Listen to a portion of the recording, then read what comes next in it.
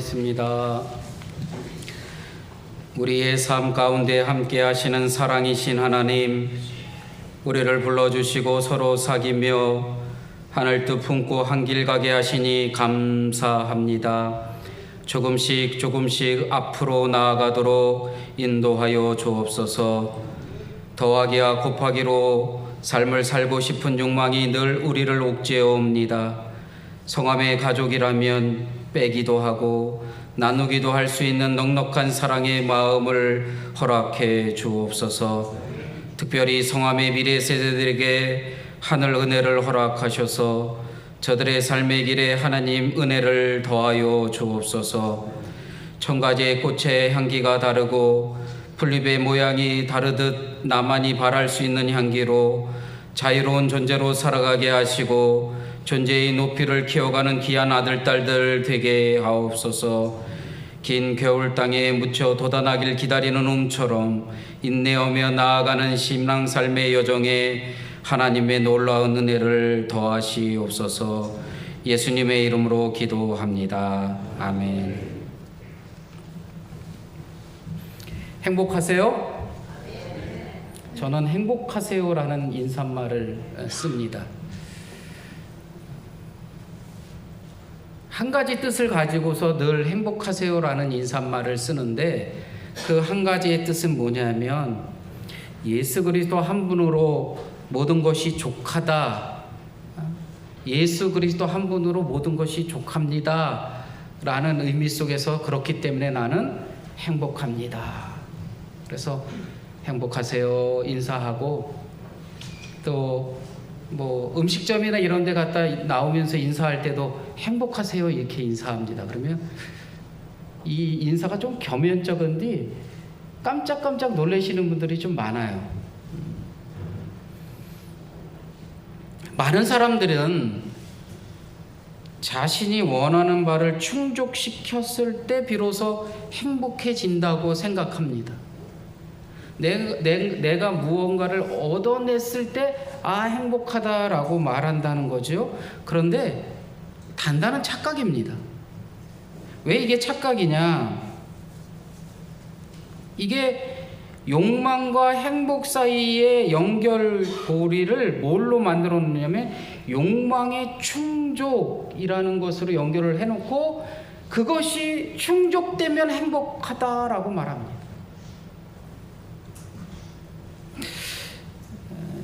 2007년도에 밀레니얼 세대라고 하는 자들을 대상으로 조사를 한 게 있는데 삶의 중요한 목표가 뭐냐라고 물었을 때 76%가 뭐로 대답을 했냐면 부자 되는 거였다는 거예요. 부자 되는 게 76%. 이제 표기를 여러 개 할 수 있게 했는데 가장 많이 뽑은 게 부자 되는 게 76%.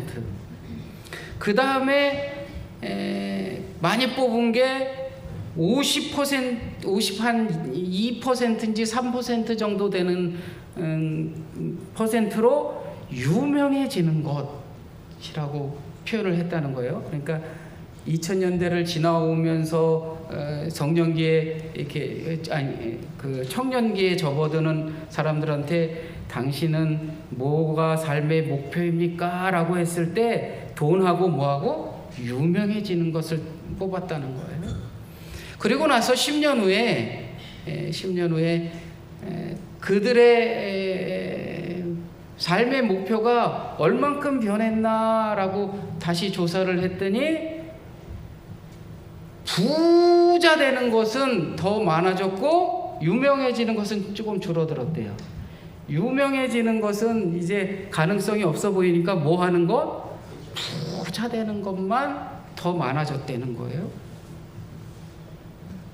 거의 다 표기를 부와 관련된 것으로 표기를 했다는 거지요. 지금 조사해도 별반 바뀌지 않았을 겁니다. 그래서인가요? 요즘 젊은이들 비투족도 있대요. 비투족. 그래서 비투족이 뭔가 했더니 빚을 내서 투자하는 사람들을 빚투족이라 그럽니다. 그래서 물어봤어요. 아는 목사한테 그 뭐라 그러죠? 이렇게 핸드폰으로 이렇게 투자하고 하는 거. 주식 투자를 하는 목사가 있어서, 야, 돈도 없는데 어떻게 주식 투자를 하냐 그랬더니, 요즘은 주식 투자를 하라고 뭐 한대요? 돈을 빌려준대요. 글쎄, 처음 알았습니다. 은행에서 주식 투자를 하라고 돈을 빌려줘서 자기 돈은 100만 원, 200만 원쯤 이렇게 들어갔고, 나머지는 뭐예요? 그 회사에서 빌려주는 돈으로 내가 뭐 하는 거예요? 투자하는 거예요.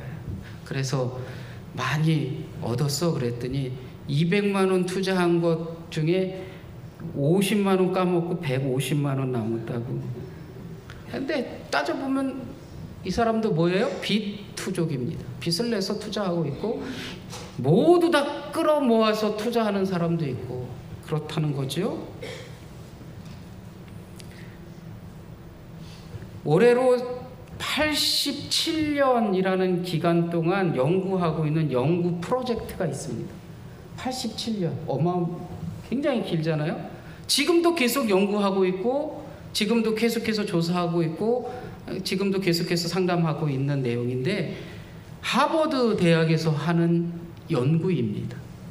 미국의 하버드 대학교에서 1938년부터 시작해서 지금도 연구하고 있는 게 있는데, 그게 뭐냐면 행복의 조건을 알아내기 위해서 성인 발달 연구, 하버드 성인 발달 연구라는 연구 프로젝트입니다.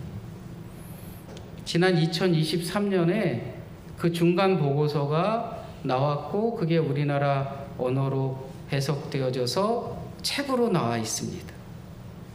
세상에서 가장 긴 행복 탐구 보고서. 거기서 얘기하는 행복의 조건이 뭘까요? 87년이란 긴 세월 동안 연구했으니까 뭐 제대로 연구한 거잖아요. 그리고 그 연구도 아직 끝나지 않았다고 계속해서 연구하고 있습니다. 처음 시작했던 그 대상자의 2세대, 3세대, 4세대들이 지금 연구의 대상이 되고 있고, 계속해서 연구를 하고 있다는 거예요. 그런데 그 책에서 연구진이 밝혀낸 행복의 조건이 뭐냐라고 물었을 때, 우리는 행복의 조건이 뭐예요? 돈, 명예, 뭐 이런 거였는데, 뭐 때로는 건강일 수도 있잖아요. 그런데 그런 게 아니라 행복의 조건은 이거랍니다. 그게 뭐냐면 좋은 관계. 좋은 관계래요. 이해 안 가시죠? 도대체 좋은 관계가 어떻게 행복의 조건이 될 수 있나? 저도 MRI라는 것을 한번 찍어봤거든요. MRI가 아닌가? MRI였던 것 같은데, 이렇게 들어가가지고 몸은 아파가지고 막 이러는데, MRI 목 디스크 할 때 이렇게 눕지를 못했는데 이렇게 누워 있으라 그래가지고 움직이면 안 된다는데 몸은 아프고 막 그랬는데, 그 MRI를 찍잖아요. 그 MRI를 찍을 때 누군가가 옆에서 손을 꼭 잡아주면 결과가 다르답니다. 이상하죠? MRI를 찍을 때 그 장치 속에 누워있는 누군가가 그 누워있는 사람의 손을 쫙 잡아주면 뇌 활동이 쫙 일어난답니다. 그리고서 불안과 공포가 줄어든답니다. 누군가 손을 잡아줬는데 불안과 공포가 줄어든다.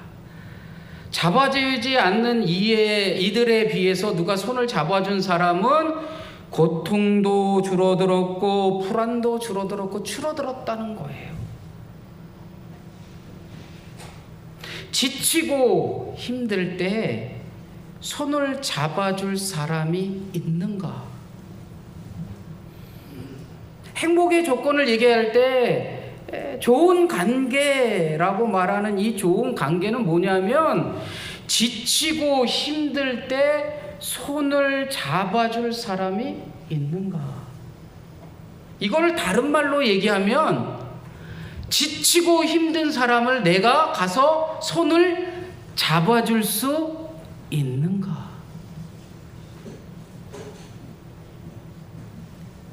그래서 이 3세대, 4세대에 걸쳐서 그 실험을 했던 그 내용을 한마디로 요약을 하면 좋은 관계는 우리를 더 건강하고 행복해 하게 해준다라고 말하면서 이 좋은 관계는 깊고 진솔한 관계라는 거예요.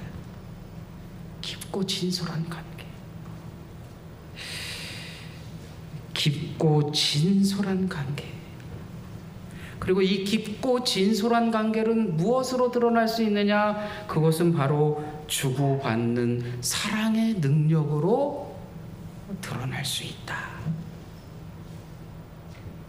그가 행복한 건 뭐냐면 누군가와 깊고 진솔한 관계를 나누면서 서로 간에 무엇을 이루는 것? 사랑의 관계를 이루는 게 행복한 삶의 조건이라는 거예요.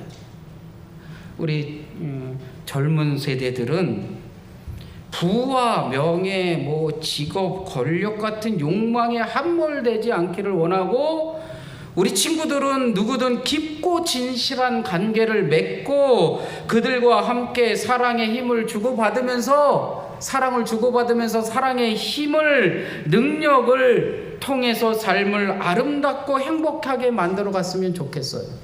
그러한 젊은이들이 성암교회의 미래 세대들이기를 원합니다.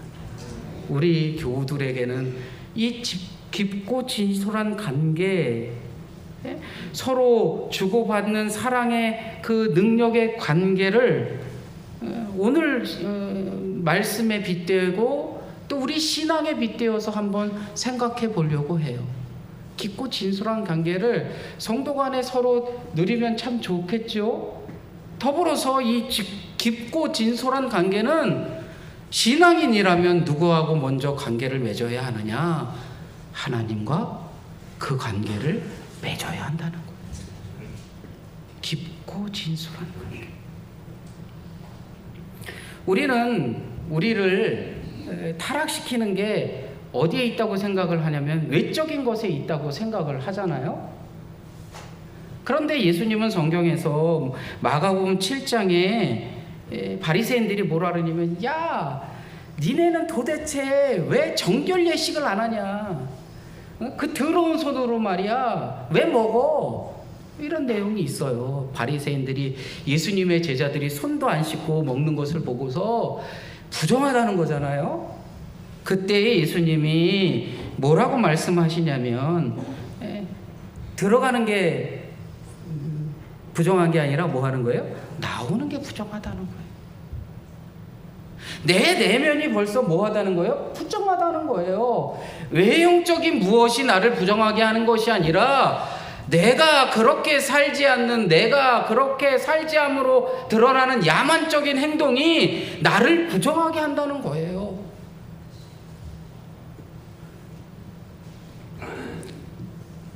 그래서 마음속에 어떤 생각을 품고 어떠한 영혼 상태에 있든지 아무 상관없이 그저 규정만 잘 지키면, 율법만 잘 지키면 된다는 그들을 향하여 No! 아니야!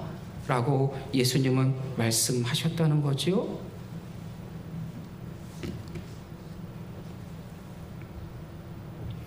진정으로 깨끗한 사람은 몸이, 저도 어저께 손발이 약간 차가워서 뜨거운 물을 놓고서 들어가가지고 그러면서 하다가 타올로 몸을 빡빡빡 밀었거든요. 때 잘 미는 때 타올과 때 잘 밀게 한다는 무슨 그 밤 껍질 들어간 비누를 쓰면서 때를 밀었거든요. 주일날 예배 드려야 한다는 생각 가지고. 그렇다고 겉이 깨끗하다고 속까지 깨끗해요? 우리는 분명하게 생각해야 합니다. 진정으로 깨끗한 사람은 몸이 아니라 마음이 깨끗한 사람입니다.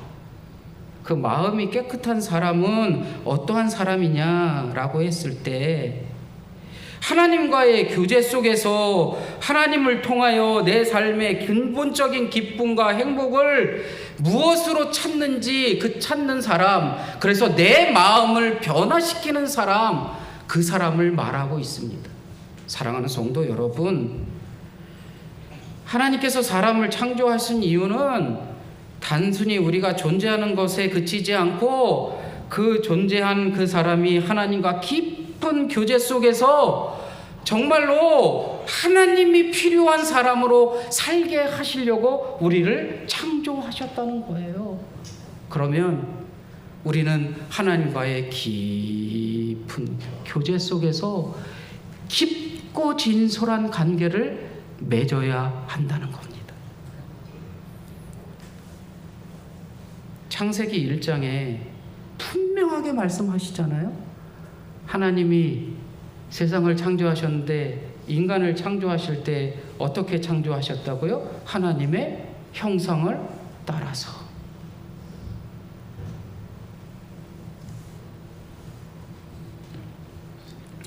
우리를 건강하고 행복하게 하는 것이 무엇이냐라고 했을 때, 누군가 깊고 진솔한 관계를 맺고 그 관계 속에서 사랑의 행위들을 통해서 형성된 그 힘으로 우리는 정말로 더 건강하고 행복하게 나아갈 수 있다라고 말했나요?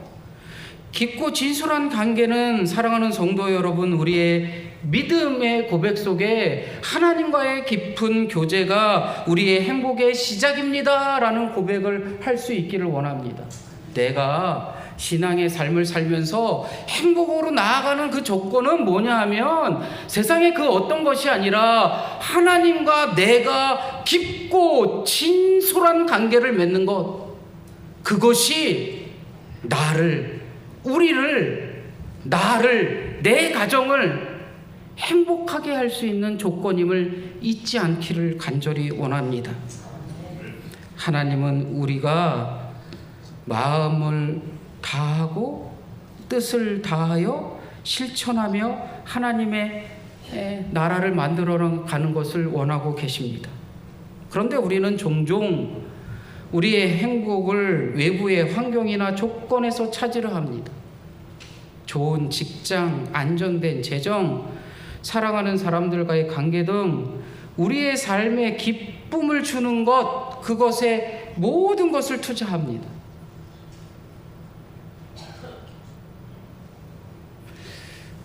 집 얘기하면 안 되는데,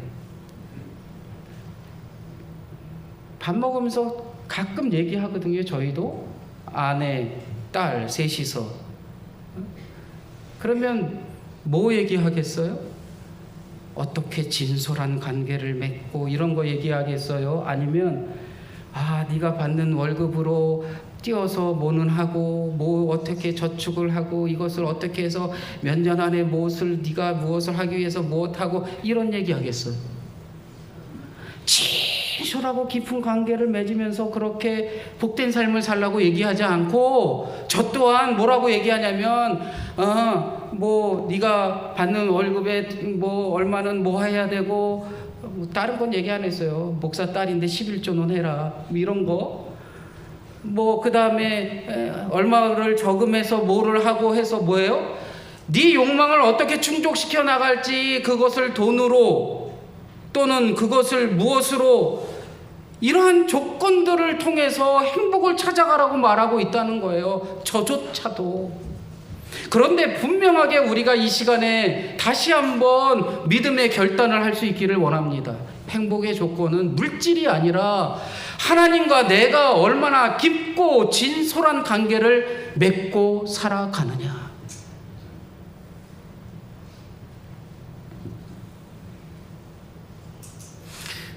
제가 이렇게 말씀드리는 하나님과의 깊고 진솔한 관계를 맺으십시오라고 말하는 것은, 요한복음 14장 27절에 예수님이 이렇게 말씀합니다. 내가 너희에게 평안을 주노라. 내가 물질을 많이 얻음으로 인해서 내가 평안했으면 좋겠지만 그것은 일시적입니다. 내가 누릴 수 있는 무엇을 얻어냄으로써 내가 평안하고 행복한 것 같지만 그것은 일시적입니다. 그런데 예수님은 요한복음 14장에 아주 분명하게 이렇게 말씀합니다. 내가 너희에게 평안을 주노라. 사랑하는 성도 여러분, 하나님께서 주시는 평안은 내면에서부터 우러나오는 그러한 평안입니다. 어떠한 상황에서도 흔들리지 않는 평안함입니다. 침대 선정 같은가요? 흔들리지 않는 평안함은 외적인 것에서 오는 게 아니라 내적인 것에서 옴을 잊지 마시기를 바랍니다. 하나님과 깊고 진솔한 관계를 누리십시오. 로마서 5장 5절에 바울은 이렇게 말씀합니다. 소망이 우리를 부끄럽게 하지 아니하리니 이는 성령으로 말미암아 하나님이 우리 마음에 사랑을 부으셨음이라. 평안을 우리에게 허락하신 하나님은 우리에게 그 사랑을 또한 뭐 했다는 거예요? 부어 주셨다는 거예요. 하나님과의 깊고 진솔한 관계 속에서 사랑을 좀 배웠으면 좋겠습니다. 이게 우리가 너무나도 말뿐이라서, 교회 다닌다고 말하면서 늘 말뿐인 이 사랑을 이야기하기 때문에 기독교의 가치가 땅에 떨어져 있는 지금 현실이잖아요. 하나님과 깊고 진솔한 관계를 무엇으로 나타낼 수 있단 말입니까? 찬송가 성경책을 옆에다 끼고 주일날 삐끄럼하게 차려입고 교회에 걸어 나오는 거룩한 모습이 하나님과 깊고 진솔한 그러한 관계 맺음을 드러내는 겁니까? 이거는 누구나 할 수 있습니다. 제가 말씀드렸잖아요. 신학교 다닐 때 사탄이 여러분들을 사주하고 있습니다. 그래서 사탄이 됐는데 이거는 누구나 할 수 있습니다. 그런데 정말 하나님과 내가 깊고 진솔한 관계를 맺고 있다는 것은 무엇으로 나타나냐면 사랑으로 나타나야 합니다. 내 삶을 통해서, 내 신앙을 통해서, 내 믿음을 통해서 드러나는 사랑이 하나님과의 관계를 드러내는 것임을 잊지 마시기를 바랍니다. 사랑을 주고받는 능력은 단지 감정적인 차원의 행위가 아니라 하나님과 우리 서로 다른 사람과의 관계 속에서 실천되는 구체적인 능력입니다. 하나님과 내가 깊고 진솔한 관계를 맺고 있다는 것을 구체적인 능력으로 드러낸 게 뭐냐? 내가 삶에서 드러내는 사랑의 행동이라는 겁니다.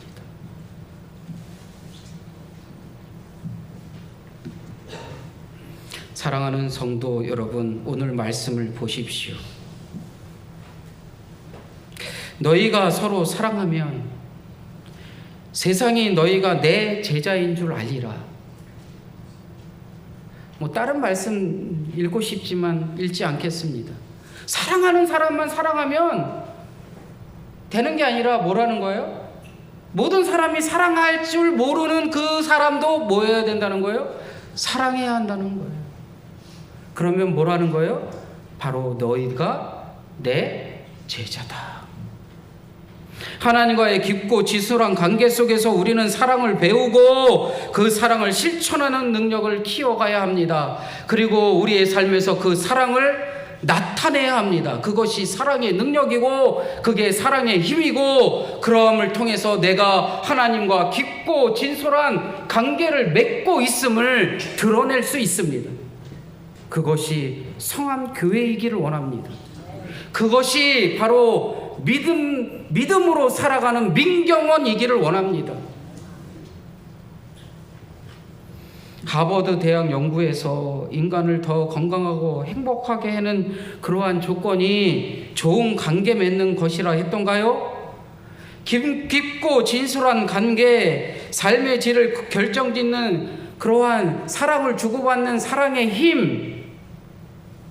성함의 가족들은 하나님과 깊고 진솔한 관계 속에서 사랑을 주고받을 수 있는 능력을 키울 수 있기를 간절히 바랍니다. 지치고 힘들 때 손을 잡아줄 사람이 있는가요? 다르게 말하면 누군가가 지치고 힘들 때 다가가서 그의 손을 잡아줄 수 있는 사람이 나 민경은 성암교회 교우들이기를 간절히 원합니다. 그래야지만 우리의 하나님과의 깊고 진솔한 관계가 우리의 삶을 통해서 드러날 수 있습니다. 사랑하는 성도 여러분, 잊지 마십시오. 진정한 행복은 하나님과의 깊은 교제 속에서 이루어집니다. 세상에서 우리가 찾으려는 많은 것들은 일시적으로 우리에게 기쁨을 줄 수 있을지는 모릅니다. 그렇지만 하나님과의 교제는 우리의 마음 속에서 깊은 곳에서부터 오는 평안, 그리고 기쁨을 우리 안에 일으킬 줄로 믿습니다. 하나님과의 교제 속에서 우리의 참된 행복을 찾고 그 행복을 지속으로 누려갈 수 있는 믿음의 삶이 되시고, 그러한 능력이 우리의 삶을 통해서 그 사랑을 이 공동체 안에, 이 공동체를 벗어나 저 먼 사랑받지 못할 존재들까지도 그 사랑의 실천으로 나아갈 수 있는 그러한 믿음의 성도들, 믿음의 공동체 되기를 주님의 이름으로 축원합니다.